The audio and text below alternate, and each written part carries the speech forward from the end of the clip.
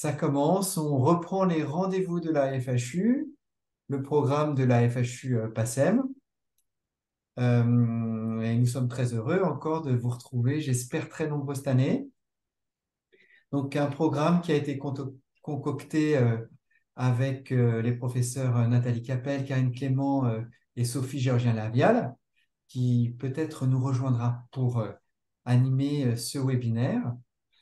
Donc, trois conférences jusqu'à la fin de l'année, puis trois autres pour ouvrir l'année 2024.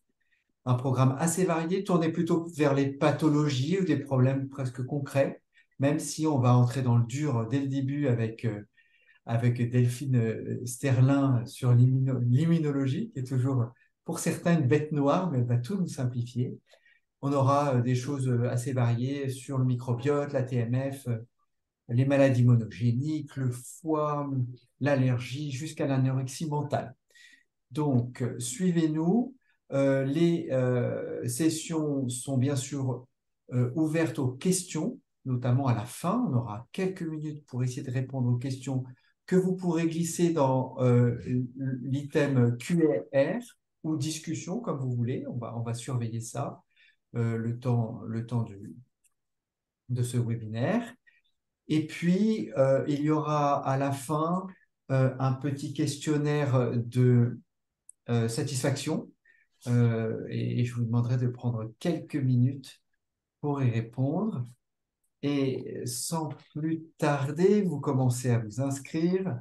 Je vais laisser la parole à Delphine Scalber-Sterlin, qui est MCUPH dans le laboratoire d'immunologie de Guy Korotchov, à la Pitié-Salpêtrière, surtout responsable du secteur neuroimmunologie, la recherche d'IgG intra-athécale, la détection des anticorps, des auto-anticorps des maladies auto-immunes du système nerveux périphérique. Et donc, je la remercie à l'avance de nous éclairer sur, sur le rôle du microbiote intestinal dans la réponse aux vaccins polysaccharidiques. Delphine, je te laisse la parole pour le temps que tu voudras, en nous laissant un petit peu de temps pour les questions. Très bien. Eh ben, merci beaucoup pour cette présentation et merci de me laisser l'opportunité de présenter mes résultats sur les vaccins polysaccharidiques. Donc, je vous partage tout de suite mon écran. Voilà. Normalement, c'est bon. Voilà, donc ce soir, on va parler de vaccins polysaccharidiques et puis du rôle du microbiote intestinal dans la réponse aux vaccins polysaccharidiques. Et comme il a été mentionné dans l'introduction, je suis immunologiste, donc on va faire un peu d'immuno plus que de microbiote en tout cas, et on va essayer que ce soit le plus clair possible. On va un peu plonger dans les différentes sous-populations de lymphocytes B qui sécrètent des anticorps, et on va essayer de faire ça simplement. Alors, d'abord, sur la réponse vaccinale, on sait tous que ça, c'est connu depuis très très longtemps, qu'il y a vraiment une hétérogénéité dans les réponses vaccinales. On le sait pour le vaccin de la grippe, on le sait pour le vaccin de l'hépatite B.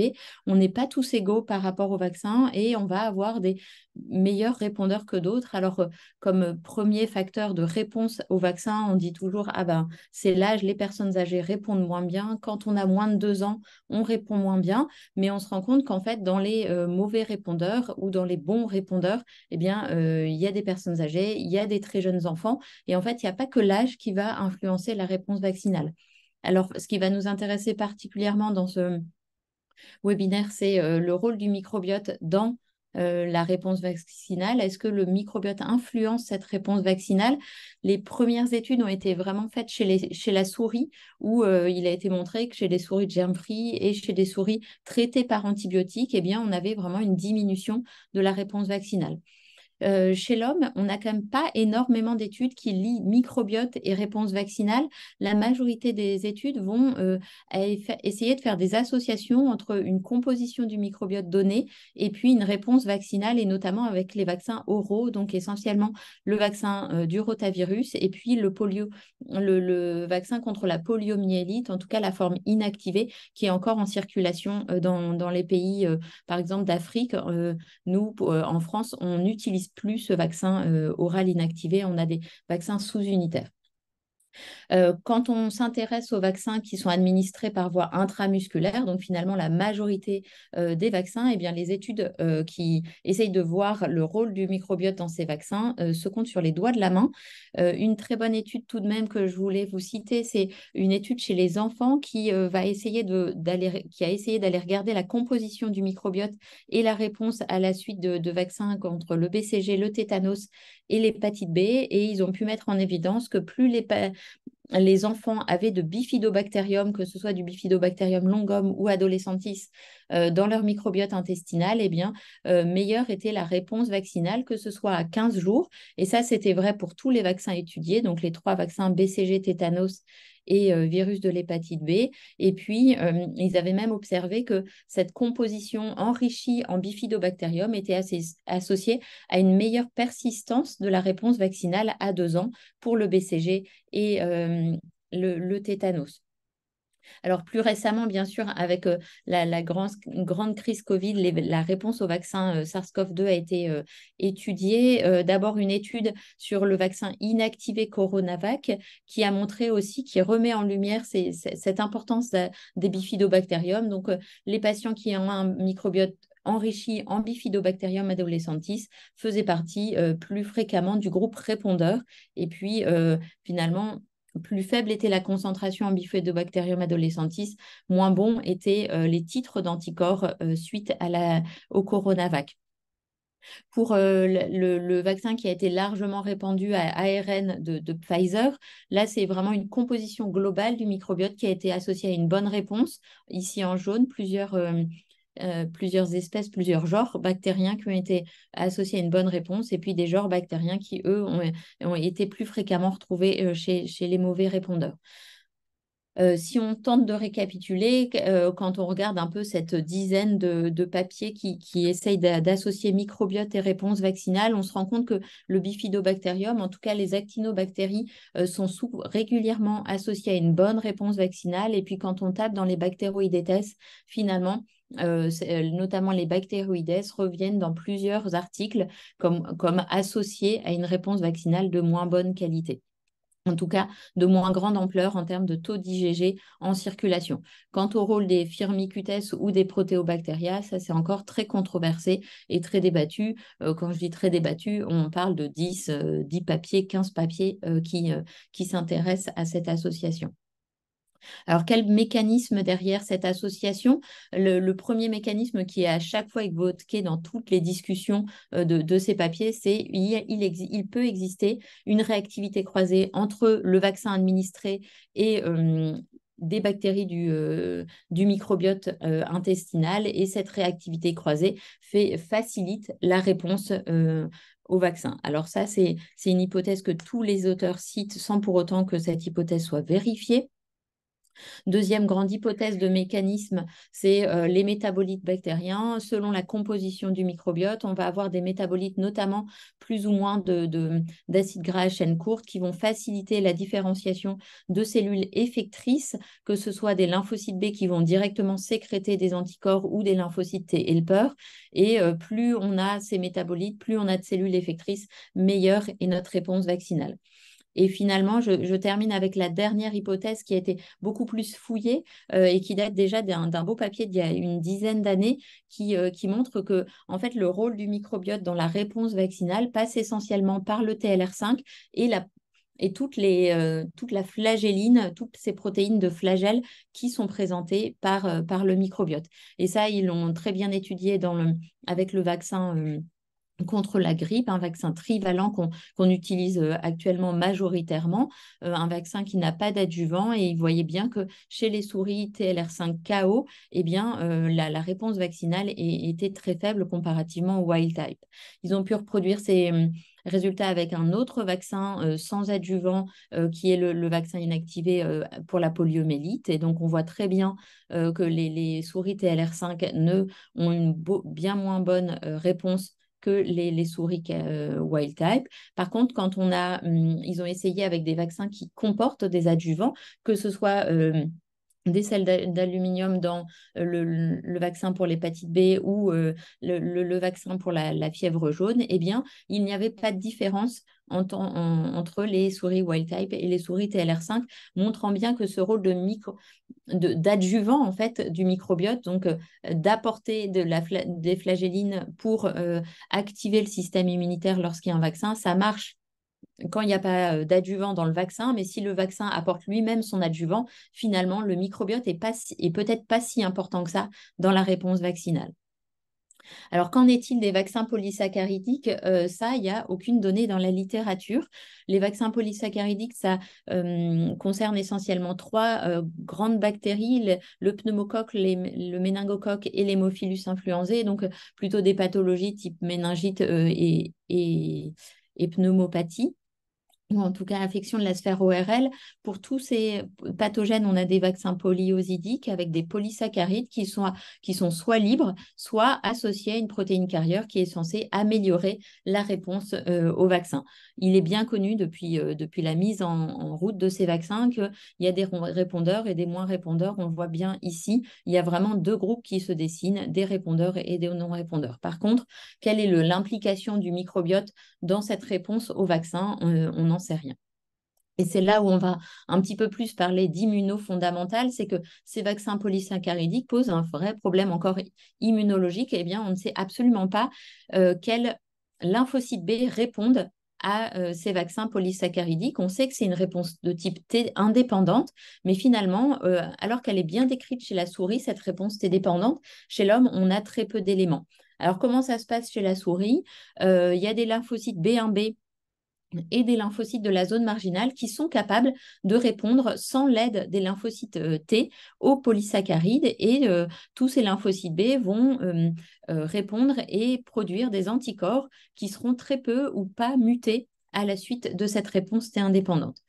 Chez l'homme, ça ne marche pas comme ça. D'abord parce qu'on n'a pas encore trouvé d'équivalent de lymphocyte B1B. Il y a plusieurs papiers qui essayent d'en décrire, mais finalement, ils sont très controversés, très débattus. Bref, pour l'instant, pas de lymphocyte B1B chez l'homme.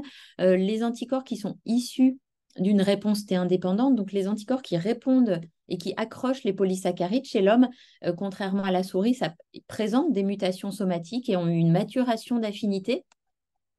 Et peut-être que les lymphocytes B de la zone marginale sont impliqués. Le seul argument qu'on a en faveur de cette hypothèse, c'est un argument assez indirect, c'est que finalement, il y a moins de lymphocytes B de la zone marginale chez les jeunes enfants, chez les personnes âgées, chez les immunodéprimés. Et c'est ces mêmes catégories de population qui ont une susceptibilité accrue aux infections à bactéries encapsulées que sont le pneumocoque, le méningocoque et l'hémophilus. Alors, pour ceux qui ne seraient pas tout à fait familiers avec ces différentes populations de lymphocytes B, voici un diagramme qui récapitule un peu les deux populations qui vont nous intéresser. Il y a les lymphocytes B classiques qu'on appelle les lymphocytes B folliculaires, c'est 90% de nos lymphocytes B, et c'est eux qui majoritairement répondent à un antigène, par exemple un antigène protéique. Ils vont être capables, avec l'aide des lymphocytes T, de former un centre germinatif dans lequel ils vont accumuler des mutations somatiques pour maturer l'affinité de leur anticorps, être de plus en plus affins vis-à-vis de leur cible, et puis ils vont être capables au sein de ce centre germinatif de switcher, donc de passer de la classe IgM à d'autres isotypes beaucoup plus intéressants qui peuvent être les IgG ou les IgA. De devenir possible pour un lymphocyte B à la suite de ce centre germinatif, soit devenir plasmablast, sécréter des anticorps et potentiellement aller se nicher dans la moelle osseuse pour gagner en durée de vie et continuer à sécréter des anticorps, ou devenir B-mémoire et circuler en attendant, un peu comme un sentinelle en attendant que l'antigène revienne.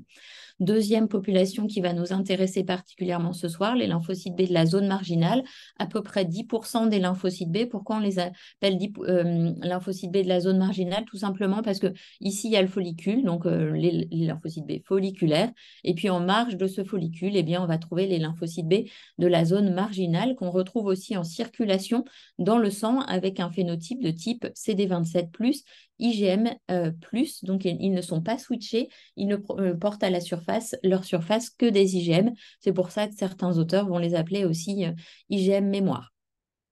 A priori, ils ont un parcours de différenciation complètement différent des lymphocytes B folliculaires classiques, même si ce parcours de différenciation, on en parlera plus tard, est encore sujet à débat. Alors, on a essayé de répondre à ce projet. Donc, si vous avez bien compris, il y a deux questions dans ce projet. Il y a quelle population de lymphocytes B répond aux polysaccharides et puis est-ce que le microbiote a quelque chose à voir dans cette réponse aux polysaccharides et notamment aux vaccins polysaccharidiques. Donc, c'est un projet qui a été initié à l'Institut Necker Enfants Malades par le docteur Sandra Veller et puis nous, on est beaucoup intervenu sur le côté microbiote.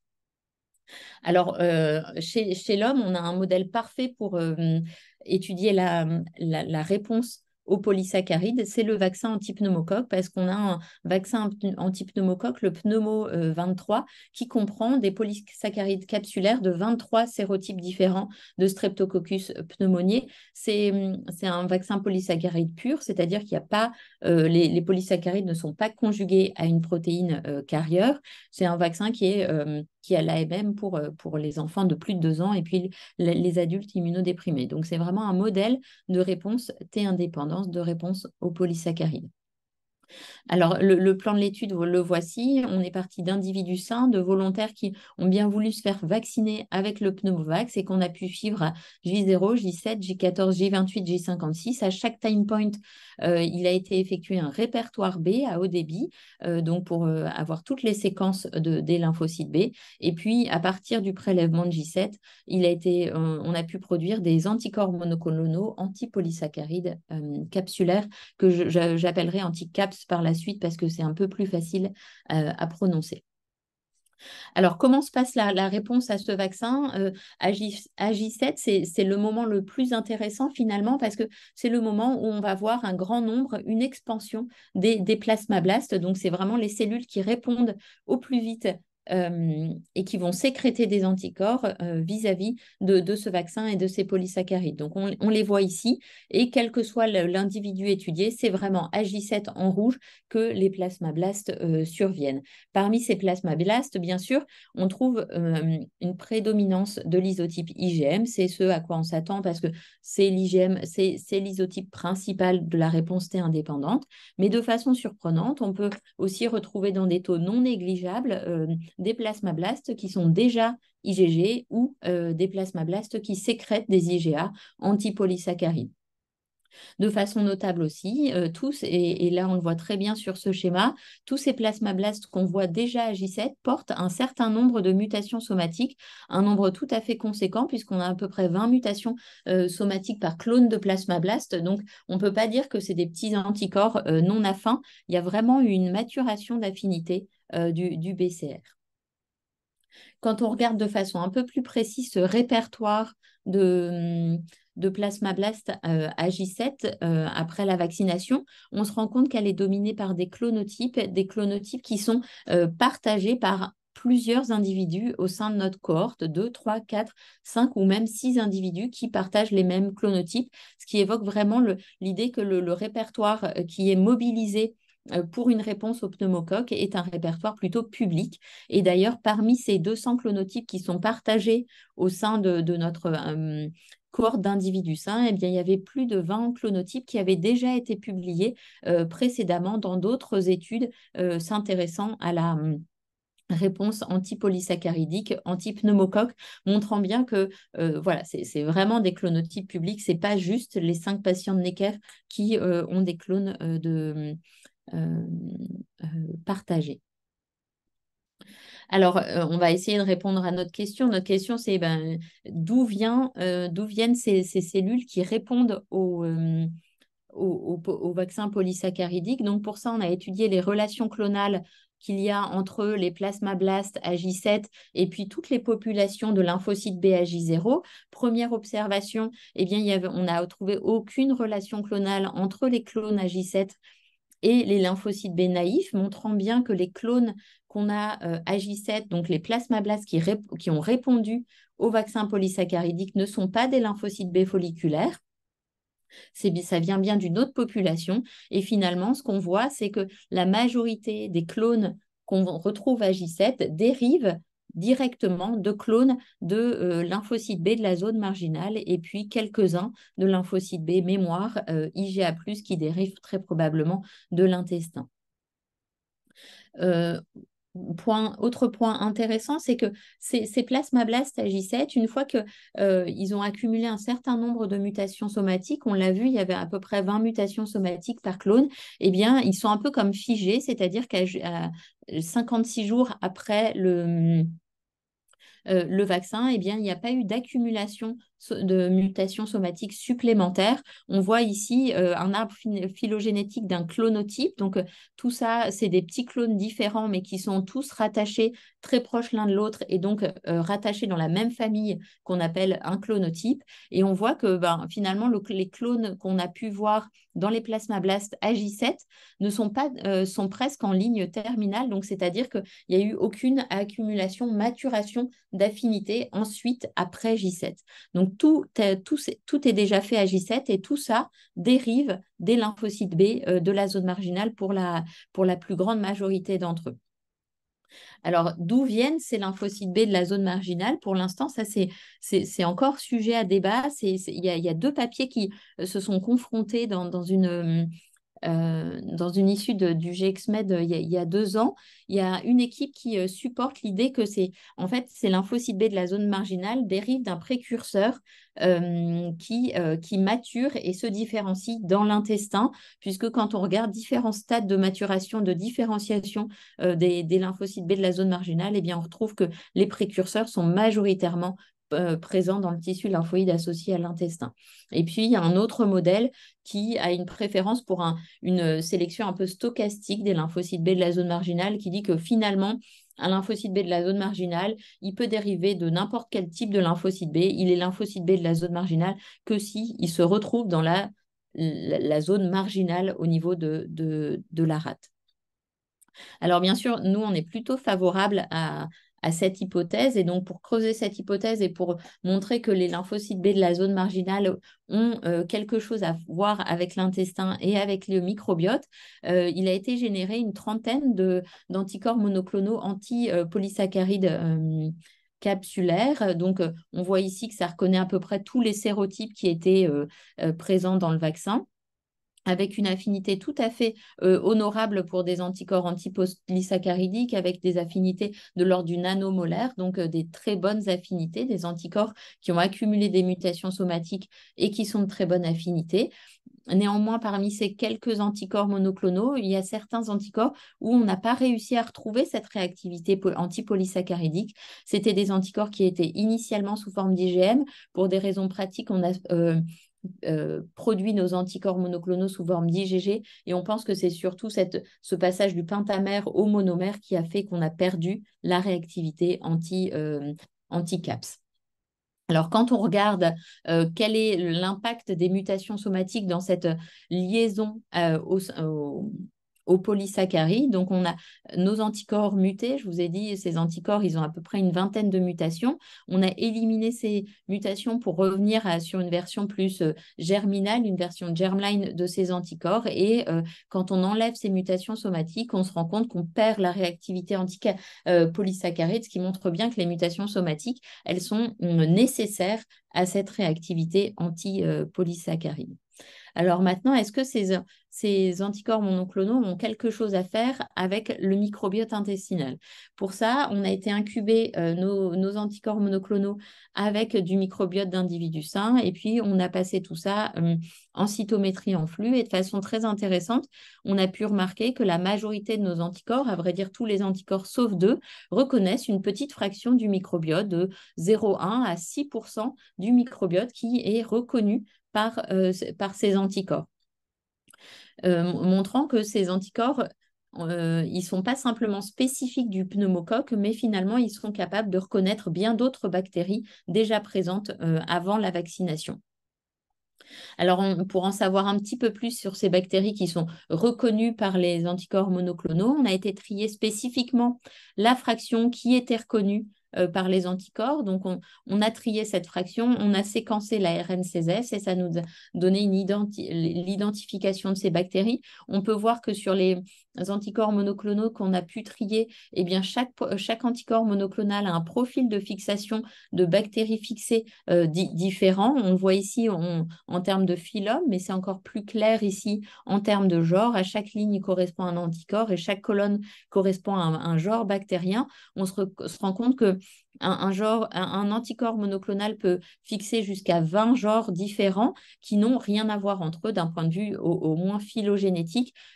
Cet anticorps, par exemple, le 344, peut fixer aussi bien des actinobactéries, des firmicutes ou des protéobactéries, donc des genres bactériens qui ont vraiment rien à voir.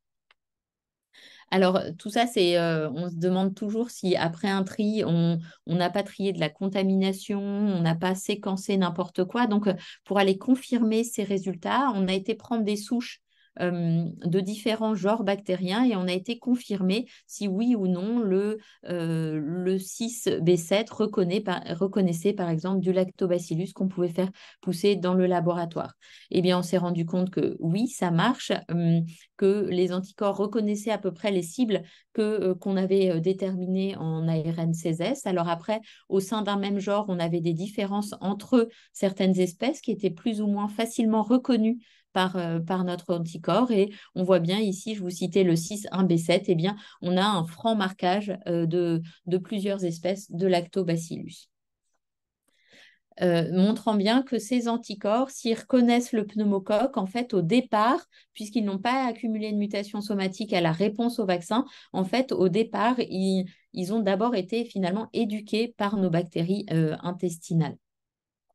Alors, ce qu'on peut se poser comme question, c'est puisqu'ils reconnaissent plusieurs espèces différentes qui n'ont rien à voir, peut-être que ces anticorps sont tout simplement des anticorps polyréactifs qui reconnaissent un peu tout et n'importe quoi, donc des épitopes très différents l'un de l'autre. Donc, les anticorps polyréactifs, souvent, on les définit parce ils sont capables de se fixer sur des substrats très différents, type l'insuline, le DNA double brin ou le LPS. Eh bien, en fait, ce n'est pas le cas de nos anticorps monoclonaux antipolysaccharidiques. C'est bien des anticorps qui reconnaissent plusieurs espèces, mais pour autant qui ne sont pas polyréactifs. Et ça, c'est une vraie caractéristique des anticorps qu'on a dans l'intestin, ce qui a déjà été montré il y a quelques années. Par une équipe allemande qui montre bien que les anticorps de l'intestin reconnaissent plusieurs espèces différentes, mais pour autant ne sont pas polyréactifs. On voit que quel que soit le taux de marquage du microbiote, eh bien, on a un pourcentage de polyréactivité au sein de ces anticorps qui est identique. Donc, vraiment une grande distinction à faire entre les anticorps polyréactifs qui reconnaissent un peu tout et n'importe quoi et nos anticorps intestinaux qui sont cross-spécifiques, capables de reconnaître plusieurs espèces différentes, mais de façon spécifique.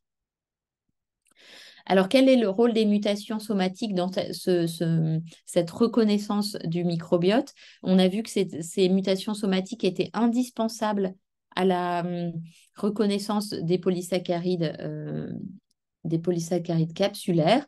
Néanmoins, avec le microbiote, la réponse n'est pas si simple que ça. Quand on réverte l'anticorps, quand on enlève les mutations somatiques, certains anticorps gagnent en reconnaissance du microbiote, d'autres perdent la reconnaissance du microbiote. On le voit aussi au niveau des souches ici, par exemple en rouge, l'anticorps muté, en bleu l'anticorps germline, eh bien, on a une meilleure reconnaissance du Peptococcus, par exemple, par l'anticorps germline sans mutation somatique que par l'anticorps muté. Donc, finalement, la maturation d'affinité qui a accumulé ces mutations somatiques est importante dans la reconnaissance du microbiote. Et surtout nécessaire à la cross-réactivité vis-à-vis du pneumocoque. Alors, si on résume un petit peu tous ces résultats dans un schéma un peu plus clair, qu'est-ce qu'on en déduit de tous ces résultats? Eh bien que très probablement, les lymphocytes B qui répondent aux vaccins polysaccharidiques proviennent essentiellement des lymphocytes B de la zone marginale qui vont dériver en plasmocytes et puis après faire leur vie. Que ces lymphocytes B de la zone marginale, nos expériences nous montrent qu'ils dérivent sûrement d'un précurseur qui passe par par le système digestif, par le tissu lymphoïde associé à l'intestin, et que le microbiote a un vrai rôle dans cette éducation, dans cette différenciation des lymphocytes B de la zone marginale vis-à-vis du microbiote. Ce précurseur des lymphocytes B de la zone marginale va accumuler des mutations somatiques qui vont rendre les anticorps exprimés par les lymphocytes B de la zone marginale beaucoup plus affins vis-à-vis des bactéries, que ce soit des bactéries intestinales ou des polysaccharides qui vont arriver par la suite lors d'un vaccin. Donc, ces lymphocytes B éduqués dans l'intestin avec notre microbiote vont pouvoir aller se loger dans la rate. Et lorsque on a un vaccin polysaccharidique de type pneumovax, eh bien, c'est ces lymphocytes B de la zone marginale qui vont être mobilisés, se transformer en plasmocytes, plasmablastes et sécréter de l'IgM, de l'IgA et de l'IgG qui présentent des mutations somatiques et donc produit des anticorps de relativement bonne affinité. Voilà, j'en suis arrivée à la fin de mon histoire. Donc, je voudrais remercier particulièrement l'équipe du professeur Guy Gorochoff et notamment Christophe Parisot, qui est toujours d'une grande aide pour tous les projets de cytométrie. Et puis, surtout l'équipe de Necker avec qui j'ai pu collaborer sur ce beau projet, et notamment Sandra Veller, qui a été à l'initiative de toute cette recherche autour des lymphocytes B de la zone marginale. Et vous, de votre attention, d'avoir plongé dans l'immunologie pure et dure. Merci beaucoup, Delphine. Des notions difficiles, mais je dois dire que tu nous as vraiment servi avec beaucoup de didactisme et donc je te remercie déjà pour tout ça. Je crois que les questions vont arriver. J'en ai moi-même. On va commencer peut-être par Geneviève Renaud-Mongénie qui nous demande le rôle du microbiome nasal dans la réponse immuno-pneumocoque. Oui, je pense qu'il y a des voies de délivrance des certains vaccins qui peuvent modifier peut-être la réponse, peut-être que ça change, ça complexifie un petit peu le game. Est-ce que tu peux nous répondre, Delphine? Oui. Alors, dans le cas du vaccin au pneumocoque, les seuls vaccins qui existent sont par voie intramusculaire. Donc, est-ce que le microbiote nasal est vraiment impliqué dans cette maturation des lymphocytes B de la zone marginale? Ça, j'en suis pas sûre parce que vraiment, tout le travail qu'on a fait, et même le travail qui avait été publié dans le GXMed montre que ces lymphocytes B de la zone marginale, le grand lieu de maturation, c'est l'intestin. Donc, je pense que c'est surtout le microbiote intestinal qui joue là-dedans. Après, quel est le rôle du microbiote nasal dans toutes ces recherches où les vaccins sont injectés par voie nasale avec des sprays nasaux, que ce soit le vaccin pour la grippe où il y a eu aussi des essais pour le SARS-CoV-2. Là, je pense qu'il y a un rôle majeur effectivement du microbiote nasal quand il y a ces formes d'administration. Oui. Alors, moi, je voudrais embrayer plus sur d'autres peut-être aspects qui seront peut-être la suite, je ne sais pas, mais des aspects plus... Là, on a bien compris comment probablement tout ça se maturait grâce à bah, la maturation de ces lymphocytes de la zone marginale. Euh, Est-ce que sur un plan fonctionnel, euh, des modifications peut-être dans l'enfance du microbiote ou même à l'âge adulte peuvent entraîner des anomalies en termes de quantité ou en termes de spécificité d'anticorps à ces vaccins polysaccharidiques? Bah, en tout cas, ce qui est sûr, c'est que les lymphocytes B de la zone marginale, il y a vraiment un temps de maturation sur les premières années de vie, notamment les 2 premières années de vie où c'est majeur. Au début, on n'a pas de lymphocytes B de la zone marginale et oui, ça atteint son taux adulte vers 5 ans. Donc, on peut imaginer que tout ce qui se passe dans le microbiote sur les 5 premières années va avoir un impact sur cette maturation des lymphocytes B de la zone marginale. Si on a un microbiote extrêmement peu diversifié au cours des 5 premières années, ou avec beaucoup d'antibiotiques, des cures d'antibiotiques récurrentes, on peut imaginer que là, ils vont pas accumuler beaucoup de mutations somatiques parce qu'il y a très peu de personnes en face, enfin, il y a très peu de microbes en face, et du coup, on va avoir des réponses de moins bonne affinité plus tard. Mais ça, tu n'as pas pu le vérifier chez Ça, l'homme. non, Est-ce on n'a pas que, pu le vérifier, et aussi parce est-ce que que tu as des modèles murins ou des modèles autres qui pourraient te permettre de répondre à cette question? Parce que c'est un petit peu l'intérêt du sujet. Alors, non, moi, tout ce que j'ai vu passer, c'était vraiment l'inconvénient, c'était vraiment des modèles chez la souris, ce qui a été fait, c'est germ-free, Ouais, et antibiotiques, et mais pas peu ça, importe la fenêtre. ouais, Enfin, il n'y a pas du tout c'est de peut-être pas le réflexion. bon modèle. Non, il y a pas eu du tout de réflexion. Est-ce qu'il y a une fenêtre de tir qui est particulièrement néfaste si on Mm. administre des antibiotiques à ce moment-là? Euh, Ou des expériences avec la transplantation de microbiote à différents, peut-être à des âges très. ouais, non, ça, j'ai pas vu passer du tout. Non, je n'ai pas vu passer ce genre de choses. Et tu nous as parlé d'affinité, enfin de diversité, ok, polyclonale, etc., de cross-réactivité, ok. Mais est-ce que vous avez pu montrer aussi qu'en termes d'affinité, de liaison, de blocage ou d'efficacité, c'est peut-être des notions un peu immunologiques, un peu archaïques que j'ai. Est-ce que ça change la donne? Est-ce que la maturation par rapport à ces lymphocytes, la zone marginale, est-ce que il y a des, est-ce que ça va impliquer des modifications de cette affinité ou de cette force-là, de la reconnaissance antigène? Alors, la seule façon qu'on a eu d'aborder un peu cette question, c'est d'inclure donc, on est parti de nos anticorps mutés et de les retransformer en germline, donc d'enlever les mutations somatiques.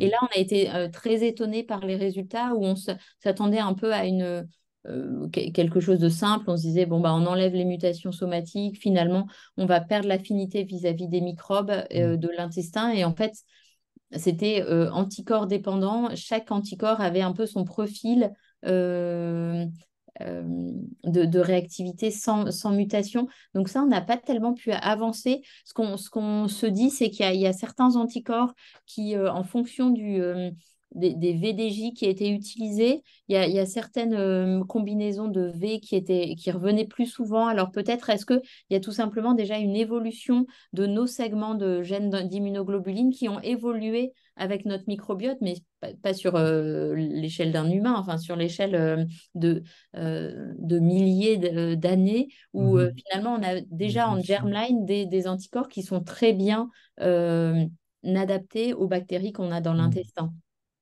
Après, en termes d'affinité des anticorps vis-à-vis de leur cible, notre seule manière d'aller regarder, c'est, on sait que par cytométrie en flux, on capte des anticorps de bonne affinité, mais Ouais. en fait, on ne sait pas la cible à la surface de ces bactéries. Et ça, c'est encore un grand mystère. Et donc, on ne peut pas trop avancer là-dessus. Enfin, il y a encore des gros efforts technologiques à faire pour avancer sur ça. Et tout ce qui est peu à fin ne sera pas retenu dans ton système de Voilà, cytométrie on par ne le exemple. verra D'accord, pas. d'accord, ok. Mhm. En même temps, ça nous intéresse moins de Bah, base, oui, donc oui, oui, bien sûr. ça nous dérange pas. Mais après, c'est vrai que si on voulait essayer de quantifier, est-ce que l'affinité est plus forte vis-à-vis du lactobacillus que du staphylococcus, tout ça, c'est cross-spécifique, mais il y a peut-être des préférences. Ça, on peut pas faire. Enfin, on sait pas faire encore. Et est-ce que cette recherche pourrait cibler certains groupes bactériens ou certaines bactéries qui donc entrent en lien avec le système immunitaire, en fait, de façon très archaïque, de façon très primitive, et qui, qui- qu'on pourrait moduler pour justement moduler la réponse du système immunitaire, tu vois, dans l'autre sens. Oui, alors j'ai vu passer une étude comme ça qui était qui essayait vraiment de déterminer, notamment sur les bifidobactériums, de dire ben, maintenant si. Alors c'est que le début, donc ils présentaient l'étude. Est-ce que si on administre en même temps que le vaccin une solution de Mhm. probiotif avec du lactobacillus, du bifidobacterium et je ne sais plus quelle autre bactérie, en fait, on apporte comme un adjuvant qui va Mhm. favoriser mais un adjuvant plus naturel qui va favoriser la réponse au vaccin. Mais les résultats ne sont pas encore disponibles, mais ce sera intéressant de voir si effectivement, si on booste notre microbiote, C'est est-ce ça. on améliore aussi notre réponse vaccinale, ouais. En tout cas, ça donne un peu le vertige. Non, c'est passionnant. Et surtout de pouvoir oui, entrevoir la diversité du microbiote, mais aussi la diversité de la réponse Mm. immune. Je trouve que c'est vraiment des choses qui permettent aux immunologistes et aux microbiologistes, enfin, environnementaux, de pouvoir se parler un petit peu Mm. et parler peut-être de, oui, de pathologie de la diversité, en tout cas du microbiote, mais Et du répertoire probablement, immuno en oui, face, voilà, ouais.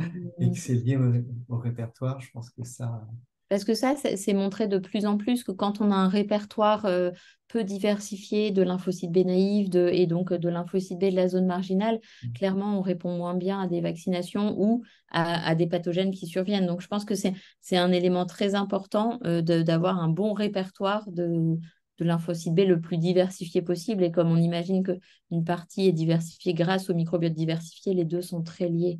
Mm. sans parler d'été.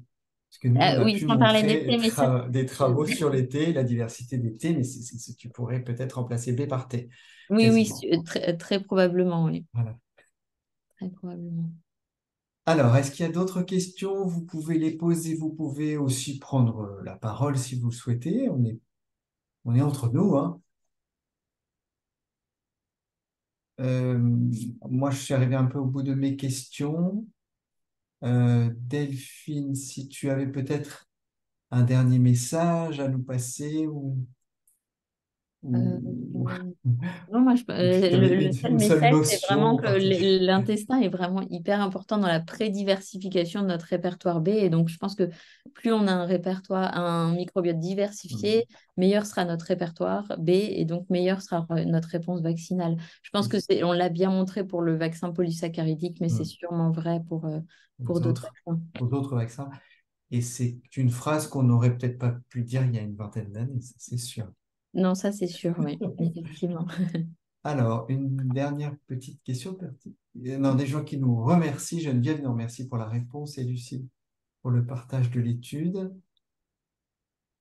Euh, S'il n'y a pas d'autres questions, moi, je voudrais vraiment remercier Delphine pour ta très belle présentation, vraiment très, très passionnante. Ce webinaire est enregistré, donc on pourra se repasser s'il y a besoin, même le diffuser. On va se retrouver donc en novembre pour une double conférence sur les systèmes de culture du microbiote humain. Vous savez qu'il est très difficile à cultiver et je pense que maintenant, de plus en plus, on arrive à augmenter cette capacité de culture du microbiote humain. Donc, un peu de culture omique avec Nathalie Royon.